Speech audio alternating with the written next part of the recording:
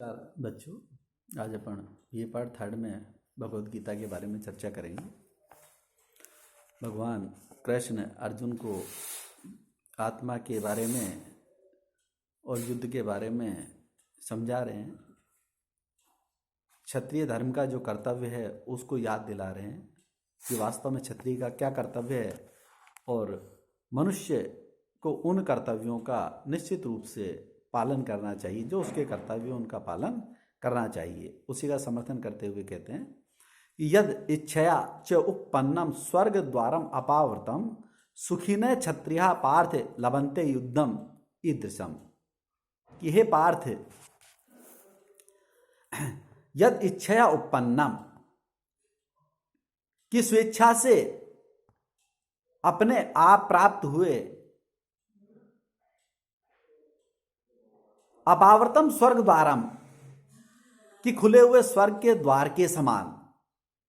कि जैसे सामने स्वर्ग है और उसका द्वार तुम्हारे लिए खुला हुआ है, ऐसे अपने आप प्राप्त हुए ईदृशम युद्धम, इस युद्ध को सुखीने क्षत्रिया लभन्ते, यानी जो सौभाग्यशाली क्षत्रिय है वही इस प्रकार के युद्ध को प्राप्त करते हैं। हे अर्जुन, इस प्रकार की जो परिस्थितियां बन रही है तुम्हारे सामने, ये बड़े सौभाग्य की बात है कि तुम्हें इस प्रकार का मौका मिल रहा है कि जैसे सामने स्वर्ग हो और स्वर्ग के द्वार खुले हुए हो और कोई कहे कि चलो भाई तुम इसमें प्रवेश करो, ऐसे उसके समान, खुले हुए स्वर्ग के दरवाजे के समान ये जो युद्ध तुम्हें अपने आप जो मिल रहा है, इस युद्ध में तुम्हें भाग लेना चाहिए। निश्चित रूप से तुम्हें युद्ध करना चाहिए। जो युद्ध से तुम भागने का प्रयास कर रहे हो, युद्ध से तुम पलायन करने का प्रयास कर रहे हो, अपने जो माता पिता, अपने भाई बंधु, अपने गुरु, इनका नाम लेके तुम युद्ध छोड़ने का प्रयास कर रहे हो, ये तुम्हारे लिए श्रेयस्कर नहीं है। क्योंकि तुम्हें जो क्षत्रिय का कर्तव्य है युद्ध करना, वो उसका पालन तुम्हें करना चाहिए। अच्छे तो इमं धर्मम संग्रामम करिष्यसि ततः स्वधर्मम कीर्तिम च हित्वा पापम अवाप्यसि।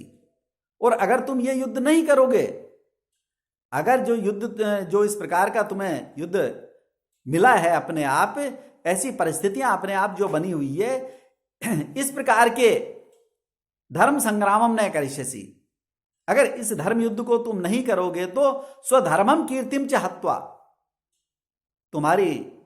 तुम्हारा जो धर्म है, जो क्षत्रिय का धर्म है, युद्ध करना क्षत्रिय का कर्तव्य, लोगों की रक्षा करना, लोगों की सुरक्षा करना, राजा की इस प्रकार से देखभाल करना, उसकी सहायता करना। और आप खुद अपने कर्तव्यों को छोड़कर, तो एक तो तुम्हारे धर्म की हानि होगी और दूसरा कीर्ति, जो तुम्हारा यश है, लोग बाद में कहेंगे कि अरे देखो क्षत्रिय होता हुआ अर्जुन युद्ध छोड़ के चला गया।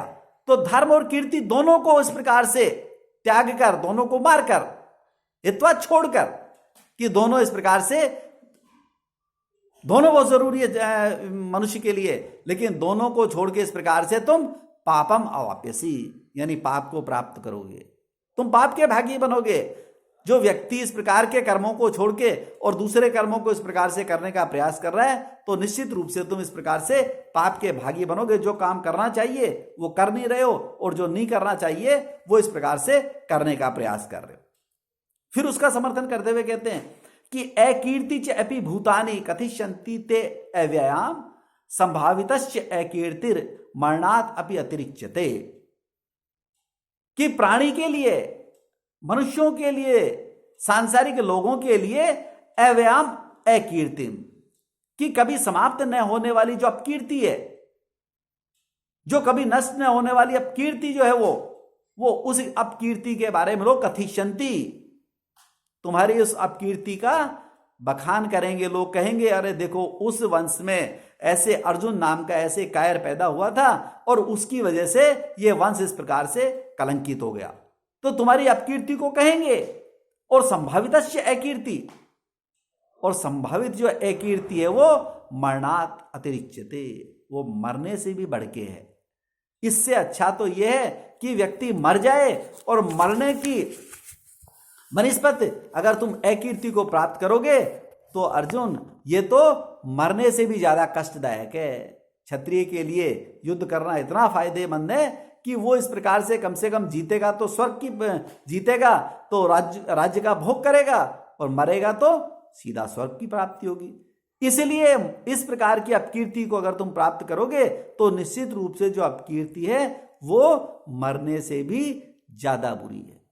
ऐसी इस प्रकार की अपकीर्तियों से कोई भी क्षत्रिय इस प्रकार से प्राप्त करना नहीं चाहता। और भयात रणात प्रथम मन्यते त्वया महारथा येषां च त्वं बहुमतो भूत्वा यास्यसि लाघवम्। और इस प्रकार से जो महारथी लोग हैं, जो युद्ध में तुम्हारे सम्मुख खड़े हुए लोग हैं, वो भयात रणात उपरतम मन्यते। तुम तो दूसरी परिस्थितियों में इस युद्ध को छोड़ के जा रहे हो, जबकि सामने वाला क्या सोचेगा कि अर्जुन डर के इस युद्ध को छोड़ के भाग रहा है। वो सामने वाला ये सोचेगा कि ये भयभीत हो गया हमें देख के। ऐसे बड़े बड़े योद्धाओं को जब उसने सामने देखा अर्जुन ने, तो इन योद्धाओं को देख के वो इस प्रकार से डर गया, और इसलिए वो यहां युद्ध छोड़ के इस प्रकार से भाग गया। जब वो ऐसा समझेंगे, और ये शाम त्वं बहुमतो भूत्वा, वो सारे के सारे तुम्हारे बारे में इस प्रकार से जब सोचेंगे तो लाघवम यास्यसि, यानी एक तरह से तुम लाघवम लघुता को, तुच्छता को प्राप्त हो। यानी जो तुम्हारे लिए है यह बहुत दयनीय स्थिति होगी कि इस प्रकार का इतना बड़ा जो योद्धा है और वो डर के युद्ध छोड़ के भाग गया। उनको वास्तविक स्थिति का पता नहीं है, उनको जो वास्तविक स्थिति है उसका पता नहीं है। वो ये सोचेंगे कि अरे अर्जुन तो युद्ध में डर के भाग गया, कि उसको लगा कि भाई इतने बड़े बड़े योद्धाओं का मैं किस प्रकार से मुकाबला करूंगा। वो तुम्हारी वास्तविक परिस्थिति को नहीं जानते, और वो सोचेंगे कि ऐसे भारतीय जो बड़े बड़े हैं कि तुम तो भयवश डर कर इस प्रकार से युद्ध छोड़ के भाग रहे हो, और जो तुम्हारा इस प्रकार से युद्ध को जो छोड़कर भागना जो है वो एक तरह से बहुत लघुता को प्राप्त होंगे, तुम बहुत तुच्छता को प्राप्त होंगे। तुम्हारे बारे में लोग तरह तरह की बातें बनाएंगे, और आने वाला जो इतिहास है तुम्हारे बारे में कहेगा कि देखो इस प्रकार से अर्जुन ऐसे युद्ध के मैदान में सामने वाले अपने शत्रुओं के सम्मुख जब खड़ा था तो डर के युद्ध से पलायन कर गया, डर से इस प्रकार से भाग गया। तो निश्चित रूप से तुम्हें इस प्रकार का व्यवहार नहीं करना चाहिए, और अपने कर्म के प्रति सतर्क होके और खड़े हो जाना चाहिए, और सामने वाले शत्रुओं को एक तरह से ललकार के युद्ध करना चाहिए। यही क्षत्रिय का कर्तव्य है, यही क्षत्रिय का धर्म है, यही छात्र धर्म है कि वो अपने सम्मुख ऐसे विरोधियों को इस प्रकार से ललकार के और उनको इस प्रकार से परास्त करके और अपना जो क्षत्रिय धर्म है उसका पालन करे। तो मैं तुमसे यही कहूंगा कि भाई अपना जो धर्म है उस धर्म का पालन करो, और निश्चित रूप से अपने यश और कीर्ति को आगे बढ़ाओ, वरना क्षत्रिय अगर उसकी कीर्ति और धर्म सभी नष्ट हो गए तो उसके लिए जीना बेकार है। इसलिए व्यक्ति को अपना स्वधर्म को, अपनी स्वकीर्ति को, अपने परिजनों के जो एक तरह से गौरव है उस गौरव को ध्यान में रख के कार्य करना चाहिए। धन्यवाद।